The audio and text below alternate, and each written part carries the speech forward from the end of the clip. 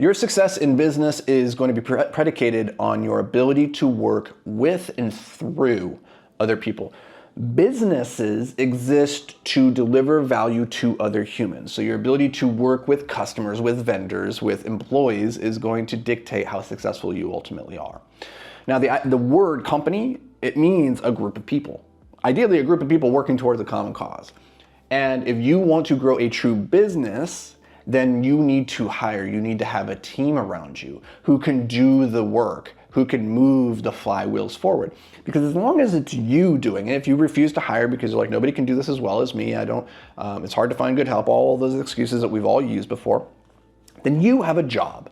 You do not have a business, because that business doesn't work unless you're working in it, which means you have one of the shittiest jobs in the world and you're working for a crazy person. Bummer. But if you do want to build a business, you need to hire. You need to build a team around you that can run this machine even better than you could. And one of the most important things when it comes to hiring, when it comes to building a team, is to make the people that are working around you better than when they came to you. Your goal is when they ultimately leave you, for you to be able to look back and be like, they are measurably better in every aspect than they were when they came here. That should be your objective. And I know a lot of people actually who do not like investing back into their employees because they're afraid, I'm going to pour all this time and energy into educating you, getting you these credentials, and then you're going to take that information, you're going to run, and you're going to go to this other business where you can get paid more. And that's a real risk, honestly. That can happen. But you have to ask yourself, is that worse than the alternative of if you don't invest into them and they stay? No, hard pass. That doesn't sound good. So one of the things at my businesses, at Escape Climbing, we'll use this as the example, we were very committed to investing back into our people every single week. And we did this in a number of ways. I want to share these ideas with you so that you can maybe take these and run with them. So the first thing that we did was, it's one thing to have the skills, but it's another thing to have the standards of a high performer. The standards of the high performer are going to transcend every skill that you ultimately teach. And so that's really the first thing that we really wanted to instill in our people. It wasn't just how to do the things at a high level, like the tactical side, but the strategic side of how do we build the values, the systems, the standards of a high performer. And so every Monday morning, we would sit down for a 30-minute meeting at the beginning of the week and talk about the values of the company, which we had identified as these are the standards, these are the values that if you can get in alignment with, they're going to serve you in all areas of your life. And some examples of that is steward manufacturing, which is the idea of being a responsible steward of the things that have been entrusted to you and producing value from that. Another one would have been the path of mastery, or the pursuit of mastery, and saying that anything worth doing is worth doing at the highest levels and getting better and trying to improve at that thing. And that idea of incremental improvement, again, you can see why that would serve you in all different areas of life.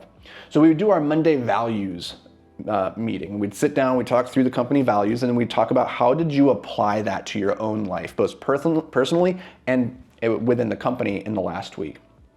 Using this as an opportunity to use real world examples to show people, here's how you might be able to manifest this value in real time. The next idea that we ran with and had a lot of fun with was this idea of 3-foot putts. The idea of a 3-foot putt is very simple. It's, when you get to 3 feet within 3 feet of the hole in golf, ideally you just can put it in every single time. You really shouldn't miss any putts within 3 feet. So these need to be the skills that we have on such lockdown that we can just execute them without any error.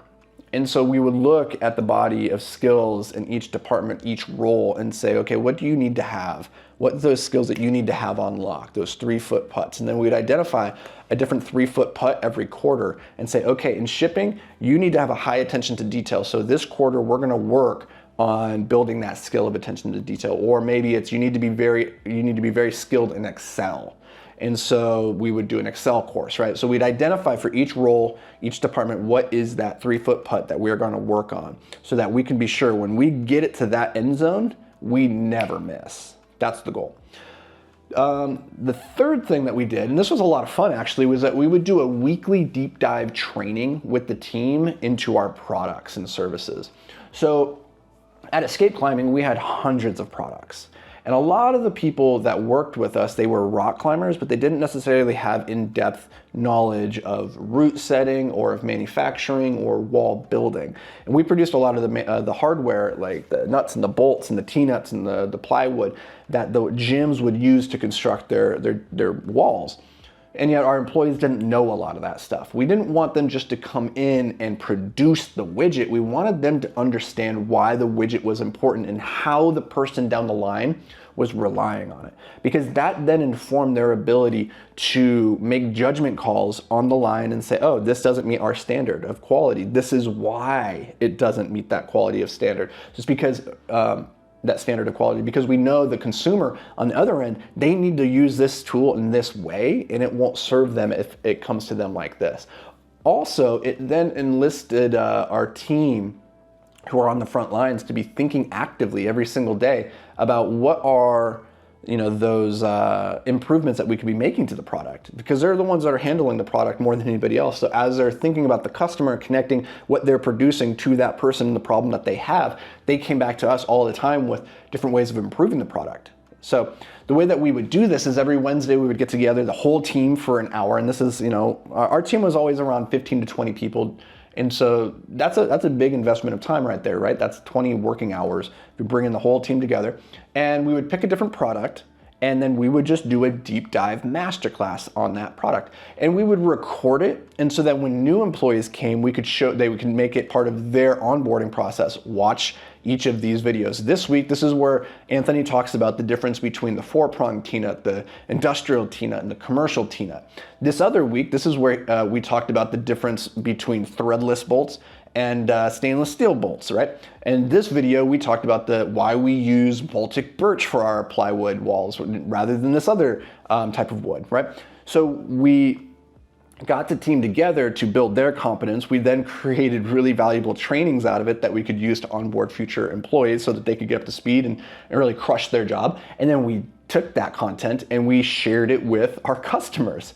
Because our customers are nerds and they might not even know why the difference between these different T-nuts, right? And so this thing that served as an educational opportunity within our companies became a very great piece of content for our customers. And so those are just a couple of the ways that we've thought over the years of how do we improve our employees so that when they leave us, and they ultimately will, that's just the nature of things, they're eventually going to move on to other opportunities, other areas of life, they're going to move, whatever.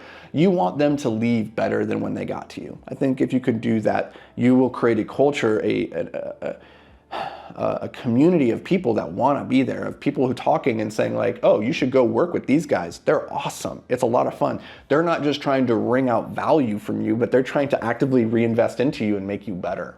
So take those ideas, run with them, and apply them within your own domain as well. Because again, the investments you make into yourself, into your own skills, they pay compounding dividends regardless of market cycle. So don't forget your own 3-foot putts. Don't forget your own weekly trainings. And that's going to do it for me, guys and gals. We'll catch you in the next episode. Until then, stay hyper-focused, my friend.